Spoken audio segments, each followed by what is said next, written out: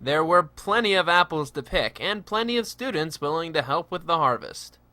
We caught up with Nicole Subcheck, one of the event organizers. It's great going apple picking and getting people out of the hall and just building a community outside of Drake is really cool to, just be outside and enjoy things and just be able to build relationships through that. After just a few minutes of gathering the apples, some students had perfected their picking procedures. We have teamwork going on here. She picks apples and I take them to the bag, so... And eat them? Yeah, and I eat them, so... Half the fun of apple picking is eating the fresh fruits right off the trees. A 10-pound bag of apples costs just a few dollars, but pickers are encouraged to taste test as many apples as they can while they are out in the fields. Yeah, you guys, let's get on the tractor. Okay, if you're ever looking for a relaxing, cheap afternoon activity, don't forget to check out apple picking. This has been Sean Mobley, WMCM News, La Crosse. What a great way to enjoy the changing fall foliage. Tomorrow, students can finally release a sigh of relief. The semester is halfway done. While many students feel the official mid-semester mark is reason enough to celebrate, others may need an extra boost of energy to pump them up for the remaining 10 weeks. And the Campus Activities Board does an exceptional job providing students with just that. This Friday, October 21st, comedian Tig Notaro will be performing in Valhalla of Cartwright Center. Notaro is known for her stand-up comedy in the Sarah Silverman program and Comedy Central Presents. Her routines are known for rivaling infamous Saturday Night Live sketches and are sure to provide a little comic relief for your mid-semester blues. Admission is free for this event. For more information, contact the Cartwright Information Counter at 608-785-8898. Each week, the WMCM crew goes out and talks to your fellow peers in a segment we like to call Campus Insight. This week, we wanted to know what movie quotes you find unforgettable. We asked, what's your favorite movie quote? My favorite movie quote is from Titanic, and it's, "I'm king of the world." My favorite movie quote is from Step Brothers, and it's, "Did we just become best friends?" Yup. My favorite movie quote is from Zoolander, and it's, "Nobody makes me bleed my own blood." My favorite quote is from the movie Wayne's World. Show Wayne. So there you have it. There's some favorite movie quotes this week on Campus Insight with Courtney Derwachter and Felisa Zilke. Look for the WMCM crew around campus for a chance to have your opinions heard on next week's edition of Campus Insight. And now here's Ashley Carey with a look at the thrilling J.J. Abrams sci-fi movie. Thanks, Katie. If you like action, drama, and sci-fi, then Super 8 is the movie for you. It is set in the summer of 1979 where a group of kids decide to make a movie with a Super 8 camera.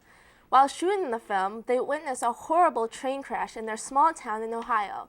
Soon after the accident, strange disappearances and unexplained events start occurring throughout the town. They soon realize that the train crash may not be an accident after all. But before I give too much away, let's take a look at the trailer. I've got nothing against your friends. I like your friends. Well, things have obviously changed for us. I have to help Charles finish his movie.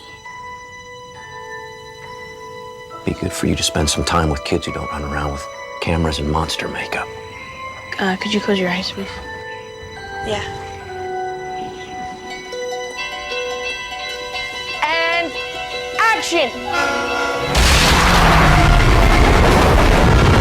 Guys, watch out!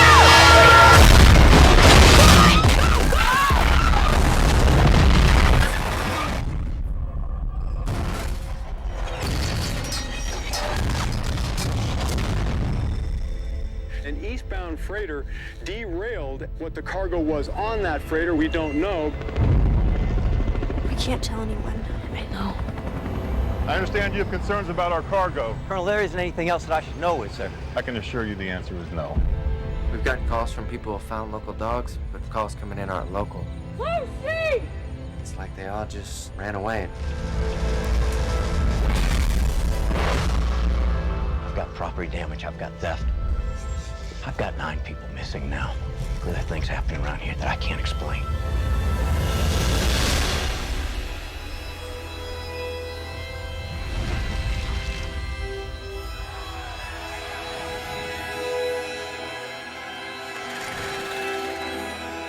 We have to find this thing. feel good about this. Go! I saw it. No one believes me. I believe you.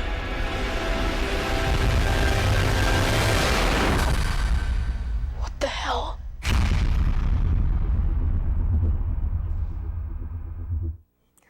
I thought this film was amazing. I love the old school and E.T. feel it had. I like how you never really see the alien or monster until the very end of the movie. The acting in the film was really great. Ella Fanning showed that her big sister, Dakota, isn't the only one in the family who can act. I would definitely watch out for her in the future.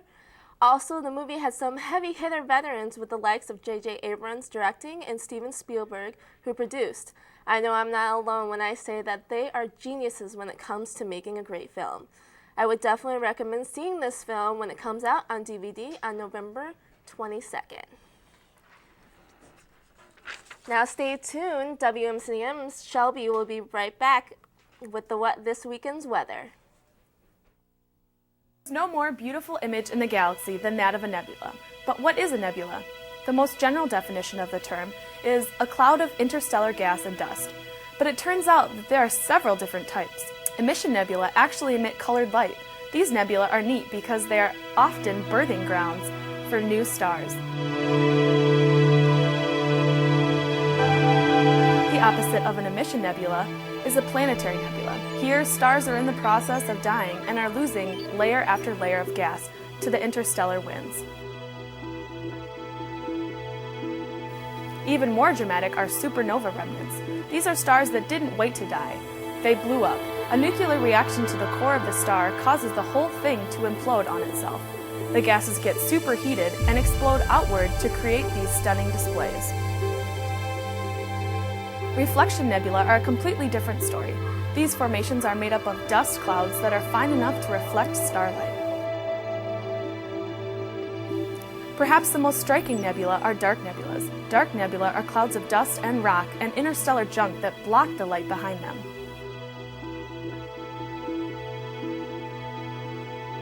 The heavens are filled with entrancing images like these. We've only begun to scratch the surface of what else is out there amongst the stars.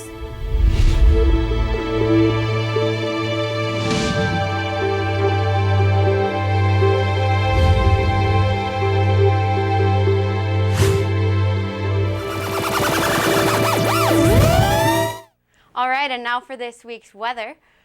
Today it's a little bit cold. We have a high of 48, a low of 30. It's pretty cloudy out, so I'm telling you, if you're going outside, you better put on a jacket. However, for the weekend, it should be warming up. It's mostly sunny with a high of 57, a low of 37. And Saturday, we have partly cloudy, a low of 57, or a low of 37 and a high of 57. So Sunday, we have a high of 57 and a low of 43.